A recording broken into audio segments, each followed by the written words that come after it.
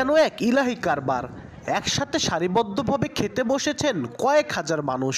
খাবারের তালিকায় আছে ভাত, বগুড়ার বিখ্যাত আলুঘাটি গোশত, ঝোল ডাল ও গুড় তেঁতুলের চাটনি।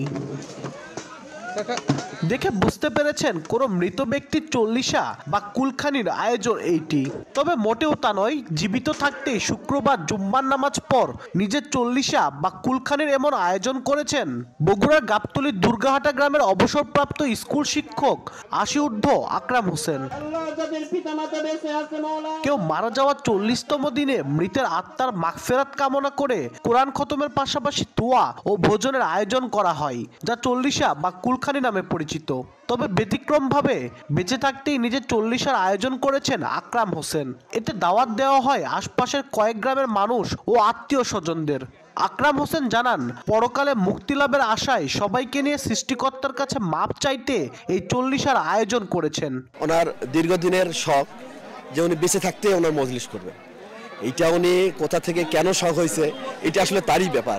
অতীত জীবনে গুণাগুণের মাপের আশায় আমার বাবা মা, দাদা দাদি, নানা নানি, আত্মীয় স্বজন মারা গেছে, যারা পূর্বপুরুষগণ মারা গেছে তাদেরও গুণ আছে, তাদেরও গুণ মাফ করার জন্য আপনাদের নিয়েই যে আমি আল্লাহর কাছে মাফ চাবো, এই আশায় আমি এই আয়োজন করছি।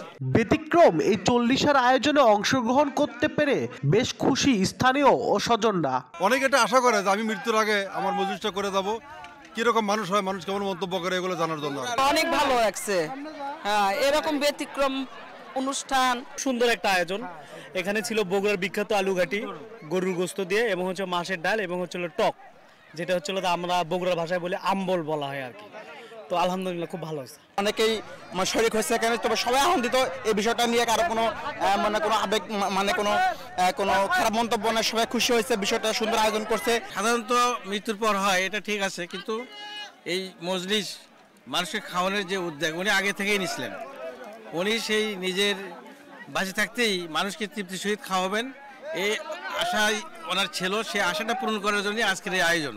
দূর দূরান্ত থেকে শত শত বা হাজার হাজার মানুষ এসে পৌঁছেছে, তার জন্য দোয়া করেছে, এবং এই যে মজলিসের যে আয়োজনটি করা ছিল সেটি একেবারে গ্রামীণ সংস্কৃতিকে তুলে ধরে কিন্তু এই আয়োজনটি করা হয়েছে। আকরাম হোসেনের চল্লিশায় প্রায় ৫,০০০ মানুষ অংশগ্রহণ করেন।